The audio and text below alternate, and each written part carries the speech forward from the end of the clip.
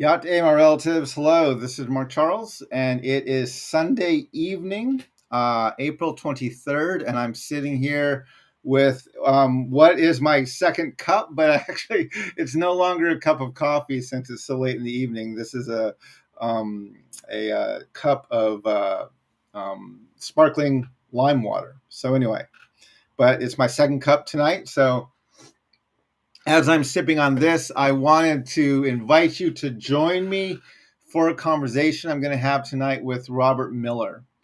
Robert Miller is a professor of law at ASU's Arizona State University, and he is the author of a book called Discovering Indigenous Lands. And he has been interviewed by the New York Times as well as several other publications and written a few things on his own since the Vatican repudiated the Doctrine of Discovery. I've known Robert for a number of years. He is a brilliant thinker on these issues, and I'm so grateful he was able to take the time tonight to join me over this special edition of my second cup of coffee. So before I begin, though, I want to just acknowledge I'm speaking to you from what's now called Washington, D.C., and these are the traditional lands of the Piscataway. So I want to honor the Piscataway as the hosts of the lands where I'm living. I want to thank the Piscataway for their stewardship of these lands. And I want to just state how humbled I am to be living on these lands today. So yeah, my relatives, thank you for joining me for the second cup of coffee.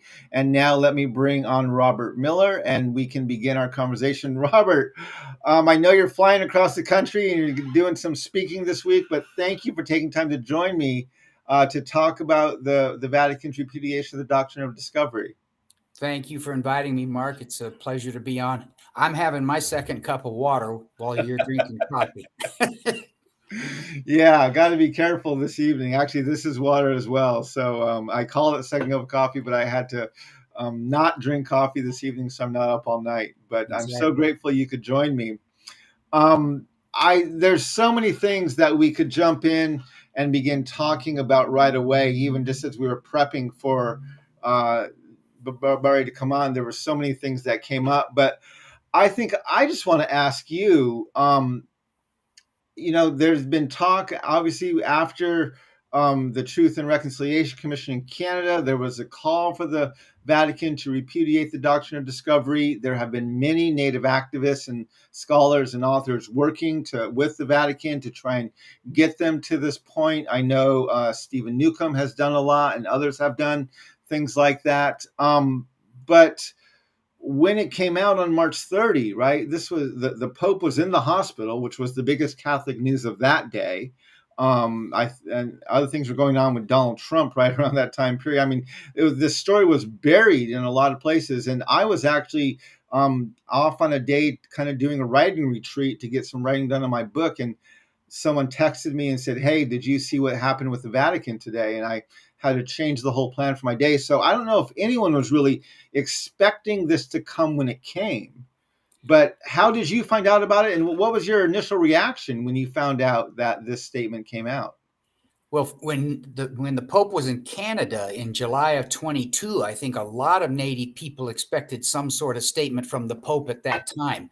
And I know a magazine called The Catholic Register and a reporter named Michael Swan in Canada. He wrote that they expected that. And then when the Pope left, there were discussions, well, we'll think about this some more. So now 6 months, 7, 8 months goes by. Well, this is a funny story, Mark, because I was going to be on Indian Country Today News to talk about that conference I put on about the Doctrine of Discovery March 10th. We had 13 speakers from around the world and did a 7-hour conference. You asked me how I found out. The producer of that show called me that morning and she said, "Well, Bob, did you hear that the Pope just repudiated the Doctrine of Discovery? So come on the show, of course, but let's talk about that instead of just focusing on your that Zoom conference that we held." Yeah. So that's how I heard about it. And the New York Times called me in just the interim, and they wrote an article that day and quoted me about that. So you said, how did I feel? Well, for 20 years, I've been mentioning this, and people have been asking about this. And you mentioned Steve Newcomb, and I believe that some Native leaders, when they started going to the UN in the mid-70s, were talking to the Vatican representatives. So there's long been a push to do something about this. But what I've always said, Mark, is this would be a great educational moment. I bet you 99.9% of the world doesn't know what the Doctrine of Discovery is. They don't know the church's role in the development of it in the 1400s and the papal bulls that were issued. But what I've always said is that if the church were to withdraw these papal bulls, fantastic. It's a great educational moment to show the whole world that there's this alleged legal basis that sprung from papal bulls from Spain and Portugal in the early 1400s, but that a statement by the Pope doesn't carry the kind of weight that it did in the 13, 14, 1500s. And no law in any country is going to change because of this, and Yeah. no title to one single acre of land is going to change. So I've been saying that since 2002 when I started working on the Doctrine Discovery and doing my research and writing. Yeah.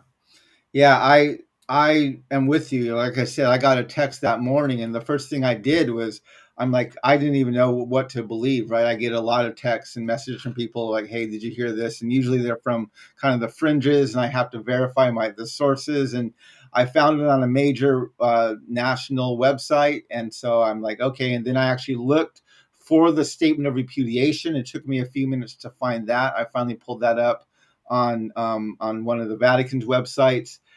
And right to your point, and I completely agree with you. And I love we can expand on that a little more, right? If even if this had been a robust repudiation, which it wasn't, right? This was a very self-protecting, very limited, a rewrite of history. It was not just a blanket repudiation or a blunt repudiation of the Doctrine of Discovery. But had it been, right, the Doctrine of Discovery is embedded in U.S. Supreme Court case law. We don't listen to, I mean, we have veto rights for the United Nations. We're not going to change anything because the Pope said something or the Vatican made a statement. And so, yeah, Well, I agree with you that this was not going to have an immediate impact on U.S. Supreme Court case law or precedent or anything here. But to your point, it would definitely raise the conversation around this, and there would be a lot more interest. And so we'll get into the repudiation in a minute. But what have you even seen in the past? It's been almost 3 weeks now, 2.5, almost three, a little over 3 weeks, I think. How have you seen interest and the educational level rising just because this happened and there's more people talking about it? What have you seen yourself, even in just the past few weeks? I think I can say nothing. I don't know that I've seen, you and I were talking before the show and you mentioned so Donald Trump gets arraigned and the Pope was in the hospital. And I think it's important to mention, Mark, this is a statement from two departments. They're called Dicasteries of the Vatican. You said it was education, and what was the title of the other department? Yeah, I have it right in front of me here. Let me pull that up really So quick. it's not like the Pope stood up and said these words, did they? No, and as far as I can tell, the Pope hasn't even said anything about it, period. I've been listening since he's gotten out of the hospital, and he hasn't said anything that I've been able to find regarding this. I think this is an attempt to say the issue's been addressed. You mentioned Steve Newcomb. He's written about this. I believe a bishop from the Vatican has talked for decades that these papal bulls were in essence negated by another papal bull in 1537. Mhm. So Steve has written several articles on that point. So the Vatican wants to say the papal bulls had nothing to do with colonialism, and had nothing to do with these political questions. You and I were already talking that the statement talks that this was part of politics and was never part of church teachings. And I just disagree with that completely. And Mark, I wish I could send you one of my PowerPoint slides. The language from the 1455 papal bull, and I believe it's in the 1452 and 1453, authorized Portugal to impose perpetual slavery on Africans. So I've almost Yeah. been thinking that these papal bulls and Portugal began the worldwide slave trade of Africans. I mean, there's no way the church can say that that papal bull did not authorize Portugal to do that very work. And then papal bulls in 1493 divided the world in half for Spain and Portugal to colonize and to convert indigenous peoples to the Catholic faith. So to say this has never been part of Catholic doctrine or Catholic faith when it came from papal bulls, statements from this infallible leader of the church, seems like trying to whitewash the argument today. And of course, they don't want to withdraw a papal bull because the Pope is infallible. That's still church teaching, isn't it? So yeah, when you look at the writings in this repudiation, right? I have right now the repudiation, the joint statement issued, and I put the link to the joint statement into the chat for people who want to follow there. It's point 5, 6, and 7 that actually deal with the actual doctrine of discovery. And here in point 6, it says the doctrine of discovery is not part of the teaching of the Catholic Church. Historical research clearly demonstrates that the papal documents in question, written in a specific historical period and linked to political questions, have never been considered expressions of the Catholic faith. And so, I mean, this is just a blatant attempt to rewrite history. As you were pointing out, these papal bulls, all three of them, directly address rulers of different countries and explorers that were going out, giving them permission, justifying them to do the things that they were doing. Maybe it wasn't being preached directly from the pulpit at that time, but I refer to these were like private tutoring sessions with the popes and these leaders, telling them, hey, here's how you go about accomplishing this goal of Christianizing the savages and spreading colonialism. Well, it's more than that, Mark. So the listeners should read some of these papal bulls because it authorized Portugal to take all property and to take lands of indigenous peoples. And I've written other articles about the rest of the world. And later in Africa, the Europeans used the same legal doctrine. Spain and Portugal applied these same legal doctrines that sprung from the power of the Vatican to colonize in the New World. So for the Vatican to say they did not have, this wasn't, let me back up, sorry. To say that the Vatican wasn't authorizing Spain and Portugal to colonize the world and to impose perpetual slavery just goes against the very words of the papal bulls themselves. You can read those. These are orders to Spain and Portugal. And as you mentioned, the spheres of influence that those two countries had, any other Catholic monarch could not interfere with the colonization rights of Spain and Portugal, or the Pope would excommunicate them. So this was an order to Christendom, how to colonize the world. And then we get to point 7, which is the actual repudiation. And it says, in no uncertain terms, the Church's magisterium upholds the respect due to every human being.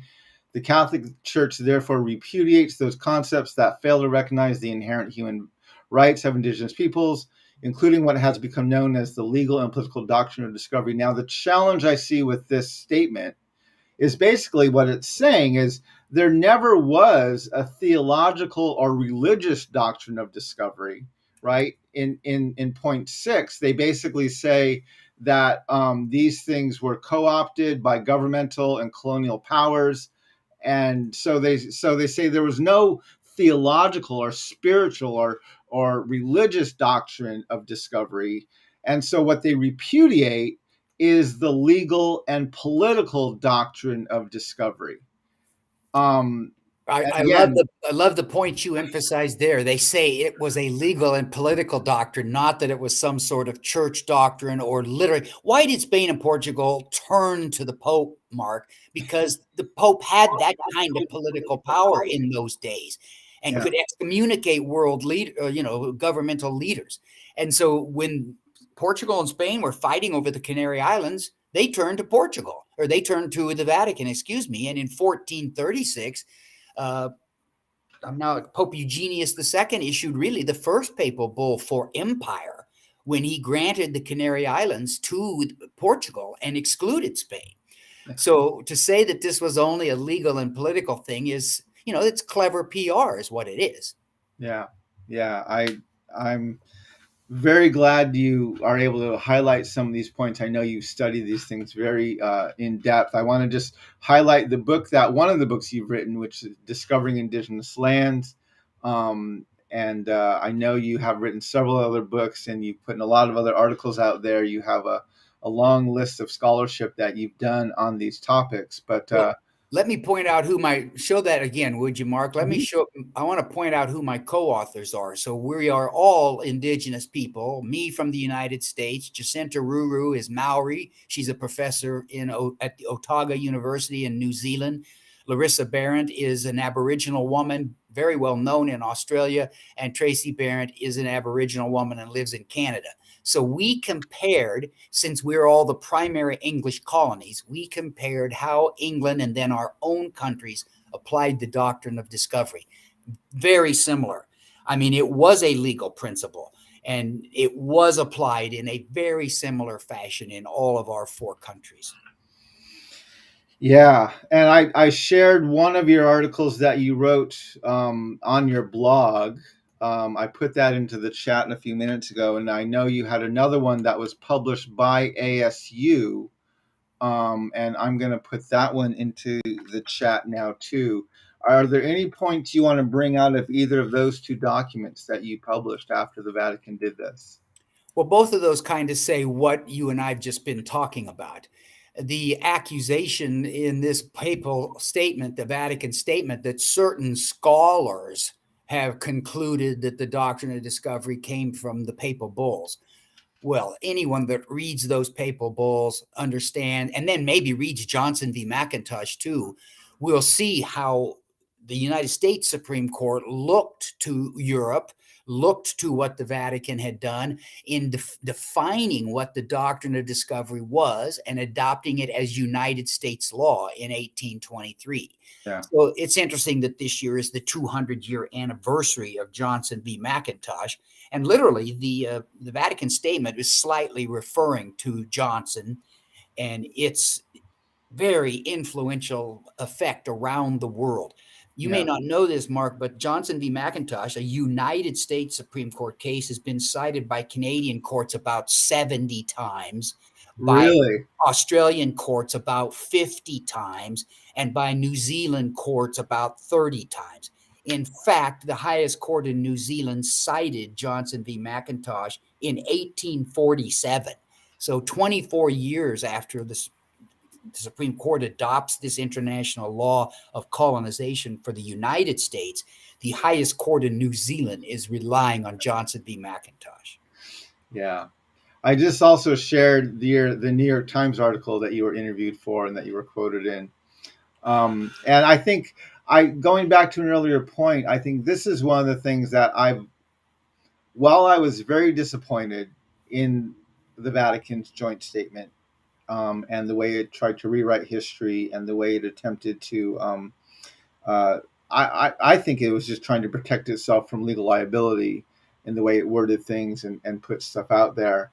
But I mean, you've now been interviewed by several prominent news organizations. I've done several interviews. I know Steve has done a lot. Sarah Augustine has done several interviews, and I noticed most of the major news outlets have done at least one story over the past 3 weeks on the doctrine of discovery.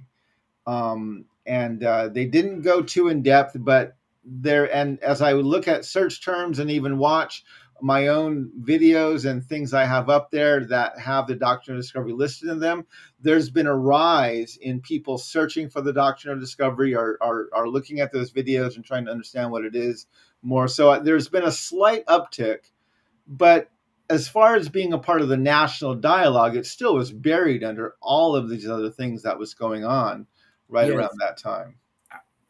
As I said, I was hoping it would be some great worldwide educational moment. And, if Catholic priests talked about this from the pulpit, you mentioned that maybe, you were referring to 600 years ago, but if they were to talk about this now, Yeah. then that would at least impact the Catholic Church and the laity to understand more their own history, but like, this was an attempt at an apology that wasn't really much of an apology. And I already said it once, it was more attempt to sweep it under the rug. I'm glad you put up that New York Times article, Mark, because you asked me, how did I first hear about it? And I had forgotten this, but I had an email from that New York Times reporter at 6:10 in the morning. So when I woke up at 6:20, that's when I heard that the Vatican had made that announcement that day. Yeah. Wow.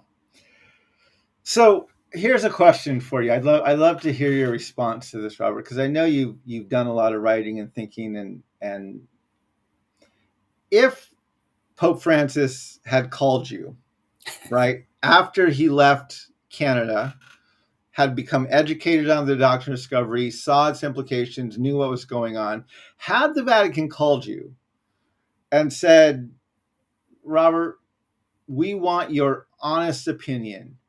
What do we need to do? What are the next steps for us as an institution to address this? What advice, what consultation would you have given them?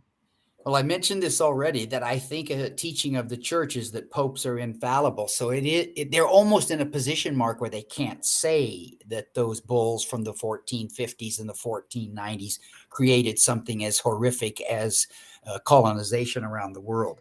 So I guess I would propose something like the church, a truth and reconciliation process by the church, maybe listening sessions. And we know the church is fabulously wealthy. Should there be some sort of reparation thinking? But again,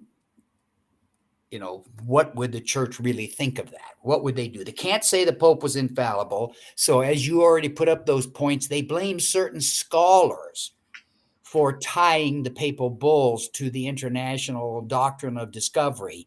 And that's incorrect. So you can imagine how they probably read some of these scholars, Steve, me, Rob Williams, other people that have written about the doctrine of discovery in foreign countries. And so they did analyze this pretty carefully. And so some of us scholars got it wrong, according to the Vatican. So I don't know what they're ready to step up to the plate to do, but boy, some sort of truth and real reconciliation issue. Think of what the Catholic Church is going through with the child abuse issue since the 70s or 80s. Yeah. They paid reparations in those cases because of court judgments. Yeah, that's when you look at the language, and I'm going to go back to the second point here. Right, in the second point, they talk about, for this reason, in the course of history, the popes have condemned acts of violence, oppression, social injustice, and slavery, including those committed against indigenous peoples. There have also been numerous examples of bishops, priests, women, and men, religious and lay faithful, who gave their lives in defense of the dignity of those people. And then, just at Mark, the same time, Mark, can you go back that slide? Because this is the comment I made earlier, and I want to re-emphasize this. The word slavery's in there is what made me mention to you. I wish I had sent you one of my PowerPoint slides with the actual language. The Bull of 1455 authorizes Portugal to take Africans into perpetual slavery. That's a quote from the papal bull. So for the Vatican to include the word slavery, and they're like, oh, they never had anything to do with it. Wow. Yeah. The language that they use there, and then they go on, right, in point 3, and they say, at the same time, respect for the facts of history demands an acknowledgement of the human weakness and the failing of Christ's disciples in every generation. Many Christians have committed evil acts against indigenous peoples, for which recent popes have asked forgiveness. Now, this is where there's a disconnect, I think, because I think this is, first of all, if there is this understanding of the Pope is infallible, so they can't do anything wrong. But then what you have is what I'm waiting for as a Native person, right? And I say this to audiences when I speak around the country, because a lot of times people, they hear me speak and they want to stand up and apologize to me. And I tell them, I'm not mad at you, right? This isn't an individual sin or injustice that I'm trying to correct. There is a systemic injustice that's been being perpetrated and used for hundreds of years, and I'm trying to address those institutions. And so when the Vatican issues this statement and they start talking about how individual Christians, right? Christians have done these things and people have done these things, and they don't take responsibility that the institution of the Catholic Church is what both initiated as well as perpetuated these injustices. I think that's what so many people are wanting. We don't want to hear about the lament over the priest from 1765 who opened a boarding school somewhere. We want to hear, no, the church recognizes its role in initiating and justifying these things, and the Pope and the Vatican seem unable to do that. I mean, when Pope Francis gave his apology to in Canada after residential schools, my comment was anybody could have given that apology. He apologized on behalf of individual Christians who did evil acts. Right? You could have given that apology. I could have given that apology. Anyone could have. We didn't want to hear that. I don't want to hear about the compassionate man named Francis who feels bad about these things. I want to hear from the leader of the Catholic Church, the Pope, who is willing to say, our institution did these things wrong, and we're going to do what we can to make them right. Yes. He's already apologized in Bolivia in 2015, I believe. So that's early after he'd become Pope. Here's something I know very little about, Mark, but it would be interesting to compare what have been the official church statements about the child abuse issue. Do you know? I do not. So if the church has not taken responsibility for that, then I don't think we're ever going to see them take responsibility for the Doctrine of Discovery. When Pope Francis came to the U.S. in 2015, and he spoke to a joint session of Congress, and in his speech, he acknowledged his respect for Native peoples, and he acknowledged the unjust history against Native peoples by the government in the U.S. And then he said to our Congress, but it is difficult to judge the past by the criteria of the present, meaning we're not going to hold you accountable. Now, that is almost verbatim what he said about the priests. And he said, we are not going to judge the priests of 30 years ago by the criteria of the Me Too movement today.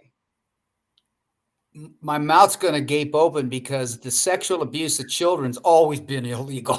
That's what I'm like, but that's what he said. We're not going to judge the priests of 20, 30 years ago by the standards of Me Too today. Oh my. Yeah, I was dumbstruck because I'm like, he's using the exact same language. And I'm like, and it doesn't matter if it's sexual abuse against children or enslavement and genocide of Native peoples. I think Jesus was opposed to both of those things, right? I mean, if we're going to go back and hold ourselves accountable to something, let's go back to the teachings of Jesus, which the Catholic Church is supposed to be built on, and say, well, what was his standard? And I think his standard was a little bit higher than the Catholic Church's. That's kind of shocking what you just said, and I've not focused on this in the past, so I do not know what the apologies were, or in regards sexual abuse cases that have happened come to light since the 1950s. So that's not like talking about the 1450s, is it? Yeah, yeah. Literally, he's like, we're not going to judge these priests by the Me Too movement of today. Or we're not going to judge the priests of a few decades ago by the standards of the Me Too movement of today. And right. I was kind of just stunned of like, I don't know what else to say to that, right? I mean, I have no clue what the standard of Pope Francis and the Catholic Church is if they can't can't even acknowledge that. So anyway, you and I, we could go on for a long time about this, Bob, but I really appreciate you taking some time to talk with me today and for joining us here. For those of you who are interested, Robert and I are going to go over to my Patreon site, and I'm going to put up a QR code for that. If you would like to join us on Patreon, we're going to do a Q&A there in about maybe 10 minutes. So if you'd like to join there, we're going to jump on a Zoom call for the subscribers to the Ask Questions tier of my Patreon.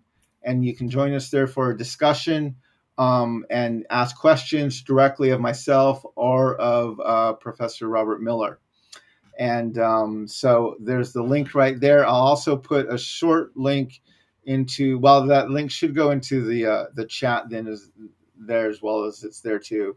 But you can join us on there. Robert, any closing statements you want to make? Any last things you want to say before we end this time here? Well, it would be wonderful if the Catholic Church would become an ally. Other churches have repudiated the doctrine, and we have been, happy for that. But in my opinion, as a lawyer, we got to fight this on a political and legal basis. Churches can be allies and help us.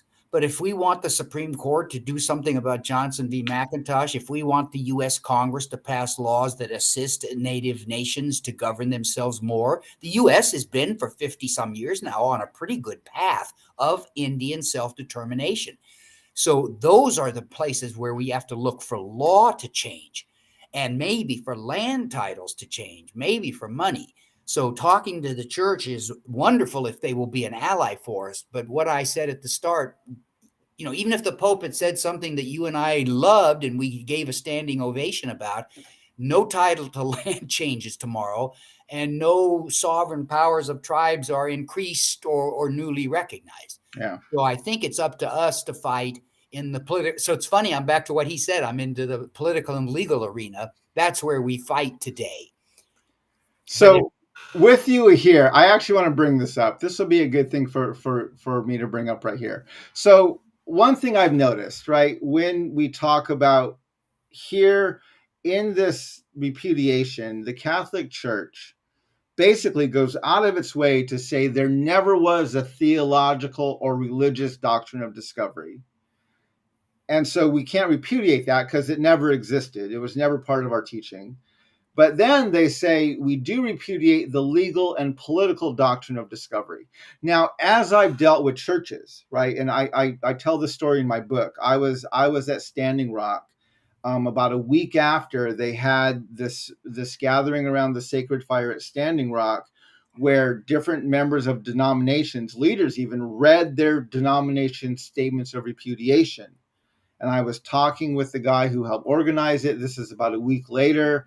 And I said, "Oh, that's interesting. That sounds like a good thing. I'm curious, did they return any land when they read those statements?"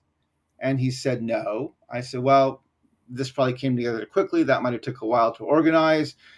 But again, if a tribe sues them for the land they own, ultimately their defense is going to be the doctrine of discovery, because that's the legal precedent for land titles. So did they state when they read their repudiations that should they get sued, they will not defend themselves because their only defense would now be this statement they repudiated? And they said, "No, we didn't do that either." And I said, "Okay, so this was just a photo op, right? Right. So the churches in the U.S., they want to repudiate the doctrine of discovery as a religious doctrine, but they don't want to repudiate it as a legal political doctrine. What's fascinating to me here is the Catholic Church says there never was a religious doctrine, so we are going to repudiate it legally and politically. So what my question is, and I would love to see a Native nation test this, right? If a Native nation were to sue the Catholic Church for some of their lands that are on the Catholic Church's lands that are on their traditional lands, will the Catholic Church defend themselves? Well, because they've repudiated their only legal defense. Mark, you better come to law school and become a lawyer, because yes, their lawyers will make their arguments that we got the title the old-fashioned way and it came from the government, and how the government got their title, you'll have to talk to them. So a But lot of buck passing is going. yeah, so this is my point. So I know nothing can be won legally here, right? It can't be won but I'm wondering if we can at least call out the lack of integrity of the Catholic Church by basically forcing them to defend themselves in court using a doctrine that they have repudiated. And that they say never existed from the religious side. And I would love to see that headline. Well, to be fair, I wish Sarah Augustine could be here tonight because I think she's been working with the diocese, the Episcopal Diocese of Eastern Oregon, and they've made some statement. I read it that they want to manage their lands in cooperation with the Confederated Tribes of Umatilla Indians. And so, they're not giving any land back, but they are recognizing tribal rights in their ceded lands, in their Aboriginal territories. So maybe when you have Sarah on, she can tell you far more about this because she was involved with that effort. I'm actually on a phone call with her later this week. I invited her to join tonight, but her travel schedule wouldn't allow her to do it. But I definitely will bring this up with her. I want to have her on at some point. But let's see what legal agreement, if they've signed some legal agreement to co-manage or something. Yeah, that would be pretty significant. It would be. It really would be. So anyway, I'm glad we brought this up because I wanted to point out, right, the churches, they want to repudiate this thing religiously, but not legally or politically. And the Catholic Church says, well, there never was a religious doctrine, so we will only repudiate it religiously or politically and legally. That's an excellent point you brought up. So I would love to see them get sued and then force them to defend themselves with this doctrine legally that they repudiated. Let me tell you something you may not know, Mark, and I don't know the back history to this. So this is something that needs to be researched. But the United States was giving land on reservations to churches if the church would open a school. I've seen the statutes for a few of those.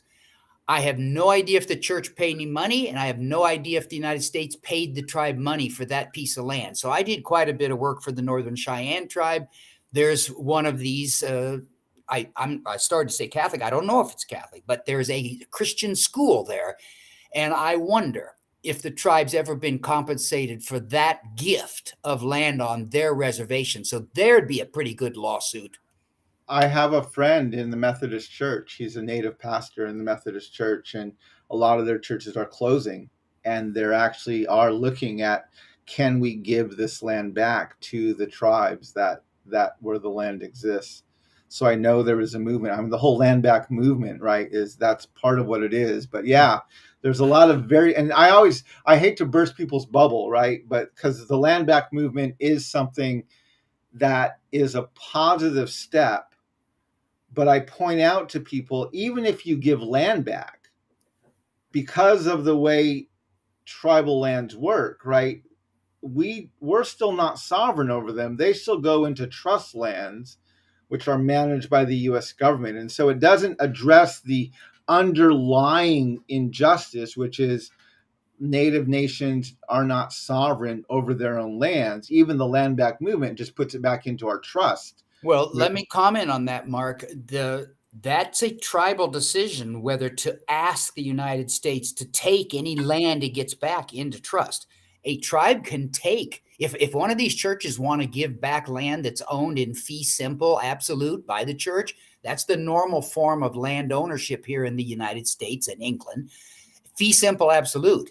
If a church wants to grant land to the tribe would have the fee simple title, and it would not automatically be in the trust status.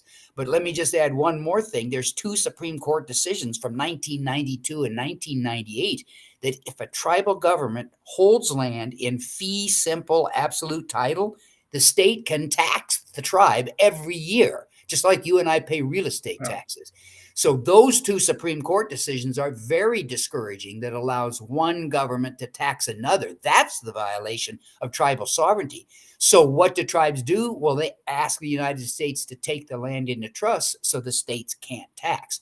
So we're running up against two different legal principles there. Yeah. But if a church wants to give tribes land in fee simple, tribes can take it that way. But then they're still being, and again, this goes back to the whole problem is tribes are not sovereign over our lands. The state can tax them, the government can do what they want with them. Like that's the underlying issue is, and just the simple returning it doesn't address Johnson v. McIntosh, doesn't address the doctrine of discovery that's at the foundation of all of these things. Absolutely. And for your audience, people should know there's a lot of federal laws that reflect Johnson v. McIntosh. The doctrine of discovery is embedded in federal Indian law. The very trust ownership of lands mark is part of the U.S. being the superior sovereign, and the tribe, even in land ownership, is the beneficial owner, the inferior sovereign. Yeah, and that's even if you look at mcgirt versus the state of Oklahoma, right, where again they ruled in favor of mcgirt, but Neil Gorsuch wrote in that he said, yes, the state doesn't have the right to break a treaty and the courts don't have the right to break a treaty, but the legislature has incredible authority when it comes to native lands, and they can break a treaty whenever they can muster the will. Yes. And that was the Supreme Court. Sorry.